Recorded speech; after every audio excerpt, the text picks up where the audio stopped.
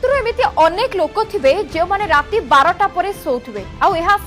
अधिकांश समय होथिबो डाक्तर मानक कहवा कथा राति जल्दी शोवा और सकाळे जल्दी उठिबा आम स्वास्थ्य पाई भल हेले एक कथा किए मानुछि घंटारे 12टा गोटे किंबा 2टा न बाजिले आखि को हमर निद आसुनी हेले आखि को सिना हमर निद आसुनी किंतु आम अजाणतरे एपरि करिबा द्वारा आम क्षेत्र में 6टी बड़ समस्या देखा दे पारे एकथा केवल आमे कहूना रिसर्च रो एकथा प्रमाणित होई सारिछि जे राति 12टा पर शोइबा द्वारा अनेक स्वास्थ्य समस्या देखा जाउछि आपण मध्ये निजस रिलेट करि पारिबे निद कंप्लीट न हेबा जोगु राग मध्ये लागे आ एहा कंटिन्यू हेबा जोगु धीरे धीरे आपणकर मेमोरी लॉस बा स्मरण शक्ति कमिबार लागिबो आ परे सबु जिनस भूलिबा आरंभ होइजिबो खाली सेतिक नुहे राति रे सोइबा पूर्वरु मोबाइल अधिक समय देखिबा जोगु आपणकठारे माइग्रेन भटिको भଳି समस्या मध्ये बढ़िबारे लागिबो आउ ए अभ्यासटी जदि आपणकर अछि ताले तुरंत छाडंतु और समस्त को रील टी शेयर करि जणांतु।